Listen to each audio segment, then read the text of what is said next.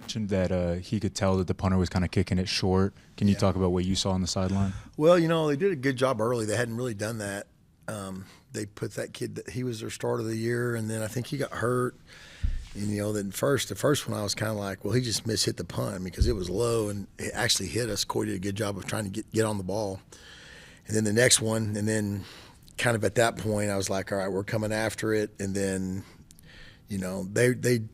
they did some things just that we'd never seen before formation-wise. It's always hard on punt when you haven't seen something. You just, it kind of evolves into what we were trying to do. So I was glad our guys made an adjustment and we were able to get Ollie blocked the one, and Kelby got a little return on that. And then the next one, Coy, same thing. That guy just hit a low ball, and he went and got it and didn't let it roll and set up a big play for us. So I thought that was awesome. How do you plan on bringing Gentry back into the game plan? Well, we got that. Hopefully he can get going, but, I think we put Jacoby back there, which it's kind of a neat deal. I look at it, he had 2 rushes for 85 yards, the way I look at that. So I'm going to roll with him back there on kick returns, and Coy's doing a great job on punt returns, and just kind of ease Gentry back into it, see where everything's at. But right now I kind of like what we're doing. We haven't really talked about him a ton this year, but how do you think Ryan Vagana's done in his first full year of starting? Really good. Snapping's a tough deal because you can't have error. There's no, oh, my bad, or a snap overhead or a bounce snap. That's just not allowed in that position. So yeah, he's done a good job. I'd like to see him probably get more tackles on punt. When he's going down there, a lot of times those guys are left unblocked. So he's got to do a better job of tackling the football. But his snaps have been great, as well as Jason Llewellyn's on field goal. So, that's kind of one of those guys you don't really talk about him until something bad happens, and then it's like, what the hell just happened? Why is this guy doing that? So, kind of out of sight, out of mind is those guys' job. It's just the way it is, and they got to understand that. And then I'm just kind of curious, going off that, what is your kind of personal philosophy on a long snapper's job on punt? Well, first of all, it's he's got to snap the ball. You're looking for anywhere from 6'9" to .70 at 14 yards.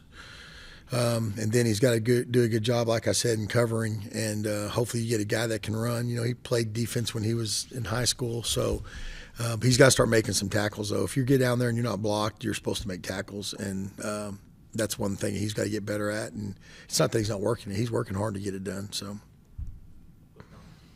what happened on y'all's punt that got partially blocked? We missed the block. I mean, 2 things to that. One, probably shouldn't have put that kid in that situation, blocking a bigger guy like you did, and then we didn't block it the way that he was supposed to block it. We've run that punt before coverage-wise, and just, probably a bad call more so than anything on me. Luckily, it didn't hurt us worse than it did.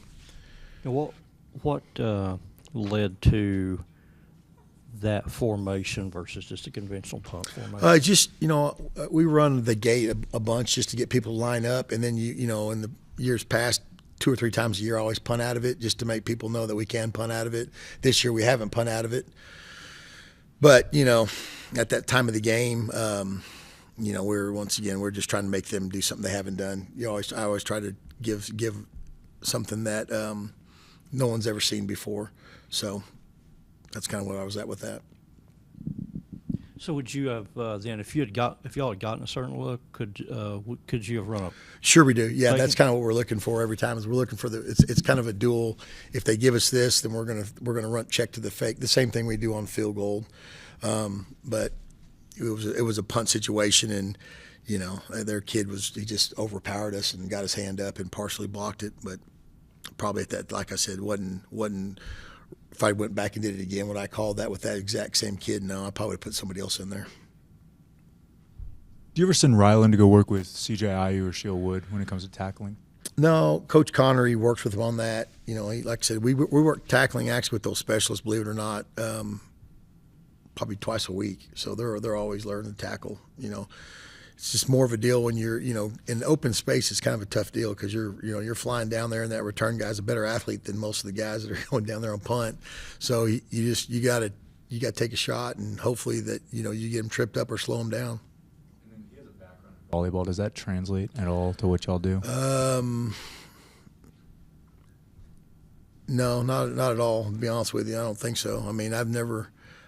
Yeah, I don't think so. I mean, maybe the athleticism, but yeah, no, he's not volleyball. Maybe I'm probably just not noticing it before, but just watching the game on TV at home, seeing Leighton back there and the kick returner. Is he usually back there? Did you put him back there? What kind of led to Just that? off returner wise, he's done some. He's a pretty smart kid, done some things, and so we put him back there this last week. Just we've been using different guys.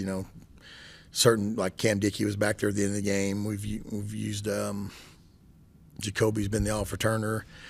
Then Micah's been off returner, so just kind of we put whoever's back there. Everyone's got to be able to do it. I mean, especially with this day and age of guys getting hurt. So just like when Tristan got hurt, he was back there at one time. So we've had to put some, just trying to get some depth guys back there. But yeah, it's whoever's back there. They've got to help us out there. And what are you seeing from Oklahoma State's punt team? Because I know that's kind of the one area they've done pretty well in. Yeah, punt, and actually their kickoff team's done good. Their punt team's, they've got a good punter. He hangs it up. Probably going to be hard. If it's a regular ball that's hung up in the air, it's hard to return. I always say a 4.5 second ball and a 45-yard punt, you're probably not going to return because they're going to be down there by the time you catch it. So you're looking for the mishits like we got last week. And, or a ball that's hit out, they call it out hitting the coverage. So a ball that makes you go back, you got time to field it and return it. But yeah, they do a good job. They've done good. But we've done really good this year too. So we're going to, hopefully we get a chance and make another big return with that. You and Doug Meacham go way back during your Kansas tenure. How does it feel to face him, even though you faced a lot of your connections since you've been here? Yeah, Doug's he goes back. We go back to Arlington. He was an old Arlington guy. He's from the same city I grew up in. Always respected Doug. Yeah, we've coached together at TCU in Kansas. So I'm glad he's getting his shot to be the interim head coach, and I know he's having fun. Same thing with Clint Bowen. I mean, what's the relationship with him like? Yeah, and Clint, you guys talk to those guys? I talked to Doug. I talked to Clint when he was, after obviously we worked together for 4 years. So, my wife actually taught his son. So my wife and his wife are good friends. So they talk as well. So, but I think you guys know my opinion this week. I really don't care about him right now. So we'll talk after the game. But this week we got to get ready to play and get back on the right side of the ball. Your wife taught his son the quarterback? What's that? Your wife taught his son the Yeah, quarterback? Banks. Yeah, Banks Bowen. He was Jackie, when she was in Kansas, she she found a way. She was teaching, I think, 6th grade English or 7th grade English, something like that. And Banks was there. He's a good kid. He's turned out to be a really good football player. But yeah, it's fun watching him grow up, just seeing when he was a little guy. And then, 6th grade English, I believe. Thanks, Coach. Yep. See you guys. Y'all be good. Have a good week.